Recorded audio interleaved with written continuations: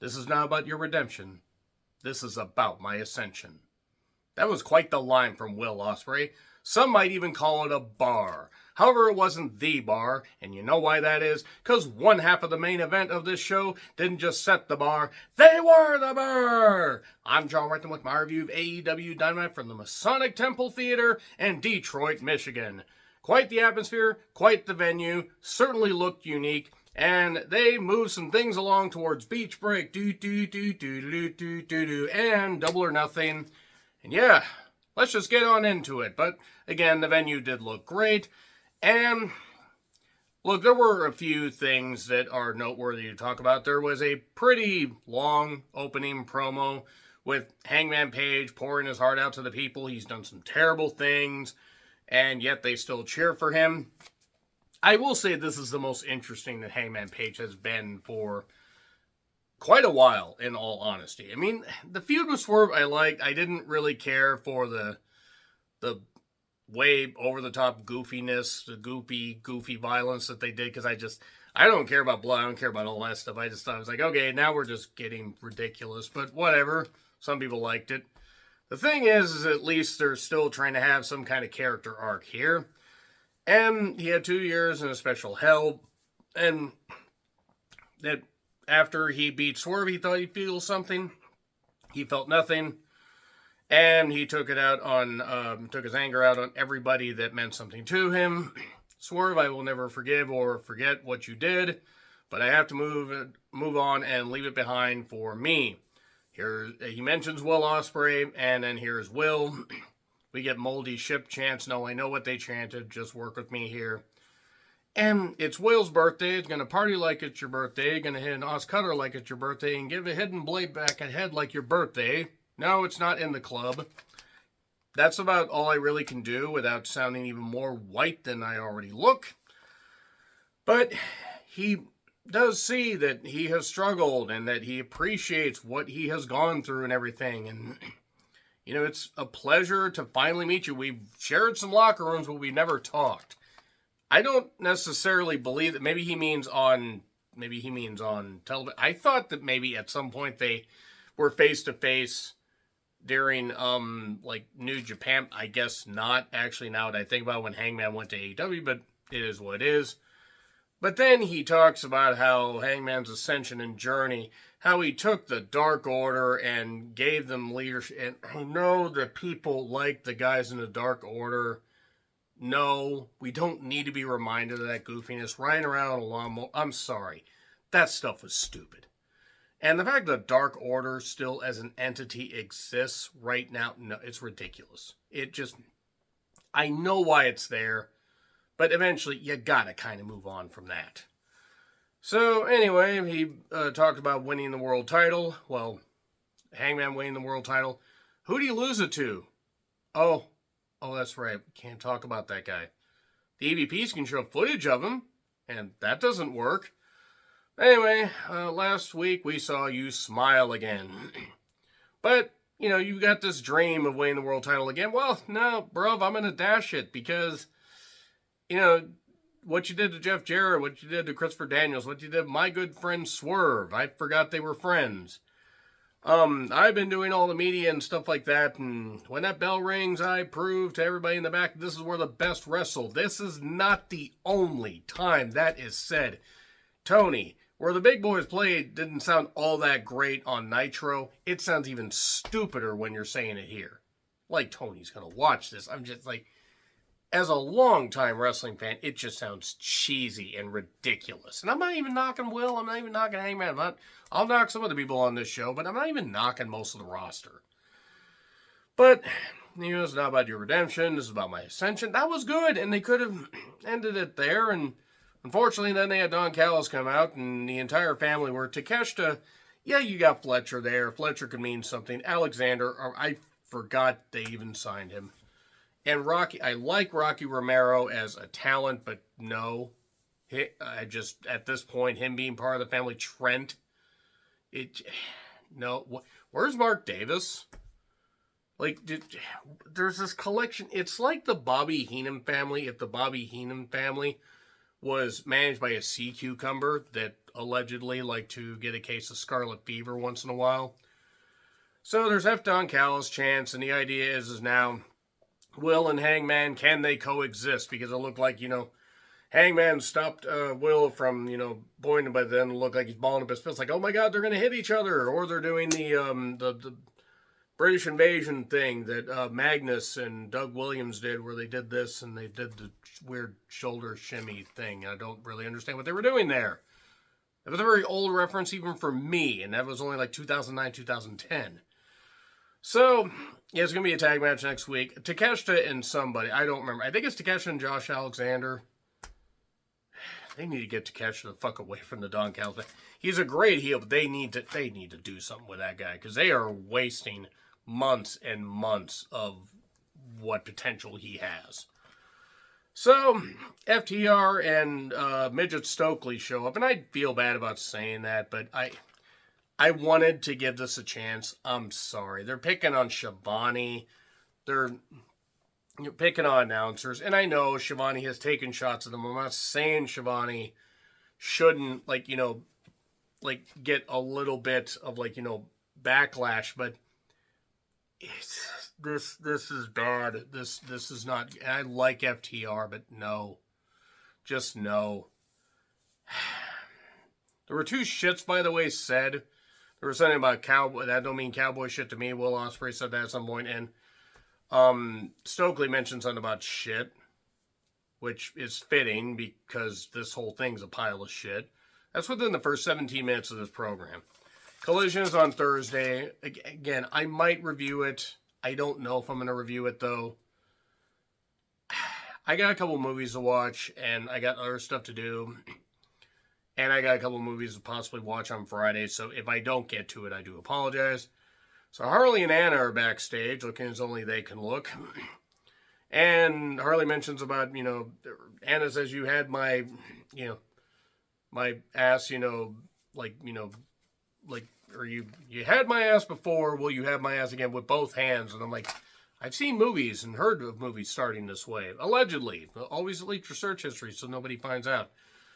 But we have the TNA, the tenacity and the aggression, and the tits and ass. Well, that's two. That too. I mean, they both do. They're both attractive women. I mean, it's hard to ignore that. But then Anna gets on Harley's back and rides her to the ring. That's not a euphemism. That's actually, well, it's sort of what happened. Riding with leather in Detroit. It's like riding in cars with boys, except this is a much more adult version. Tony is very over. Thunder Rosa, my goodness. My goodness. Dressed for a street fight, looking as only she can look. Anna Jay out getting the pop, and Penelope. We certainly acknowledge she was there.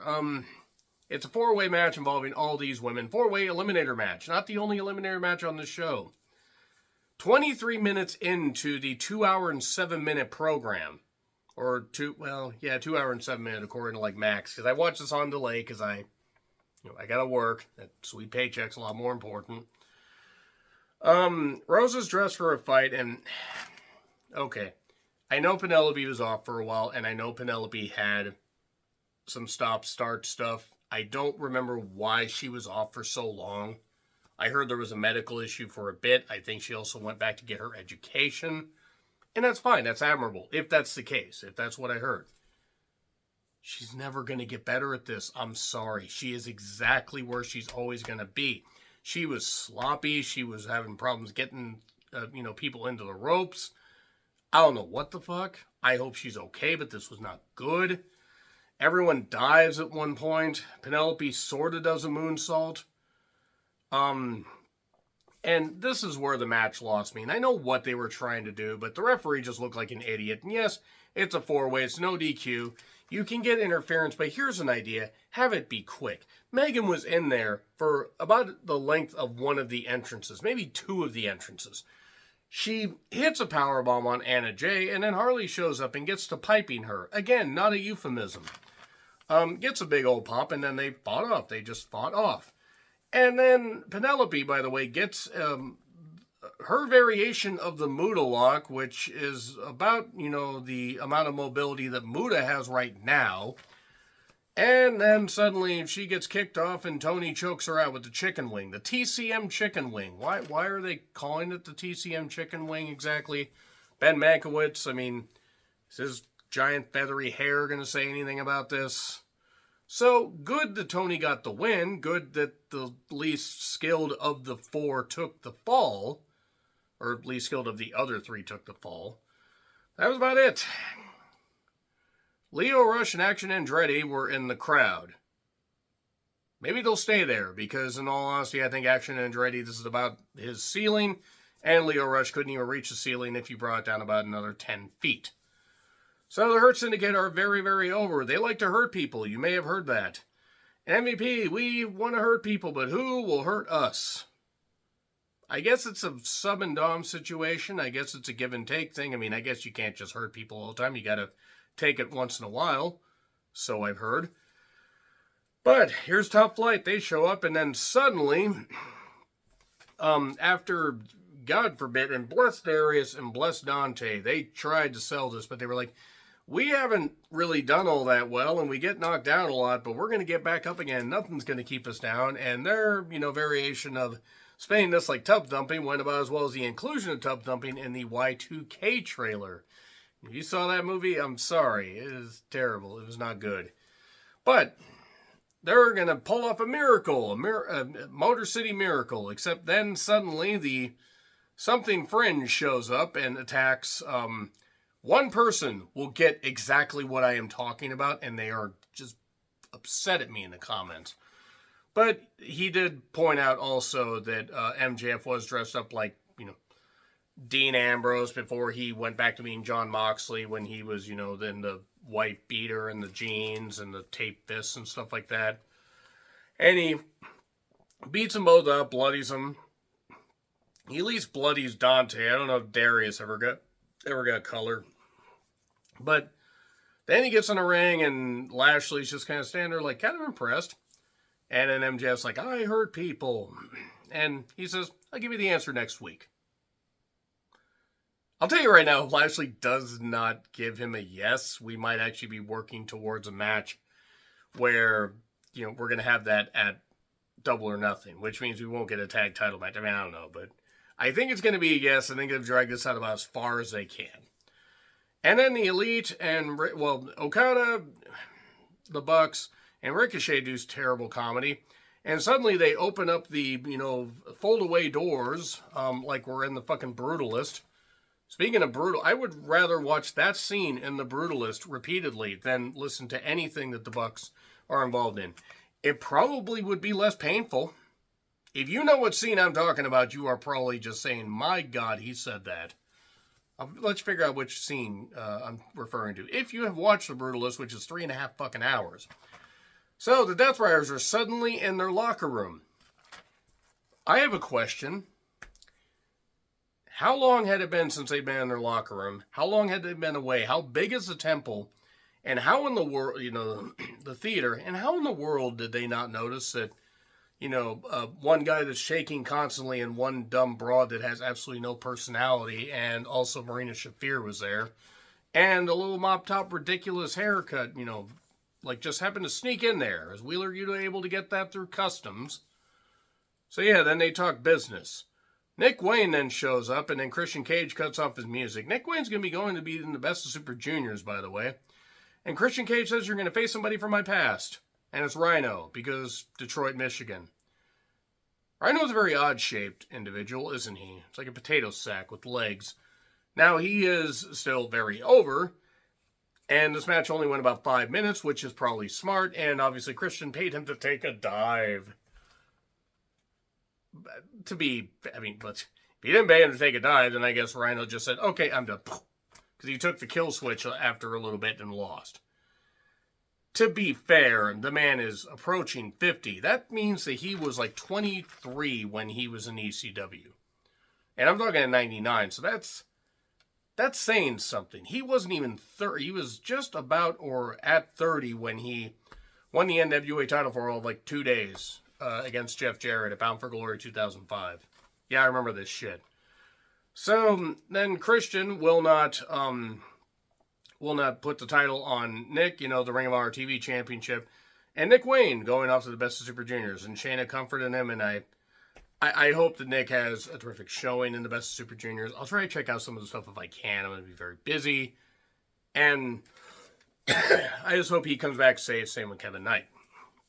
So, Speedball Mike Bailey, Mark Briscoe, and Swerve Strickland took on Ricochet and the Bucks, referee Rick Knox. And they started the second hour with this. And if you want to guarantee a ratings drop, and I know that the ratings aren't what they used to be, but there's no way that the ratings wouldn't drop significantly because you were putting the Bucks there. It was the same shit that it's always been. The Bucks can't wrestle. They will never be able to wrestle.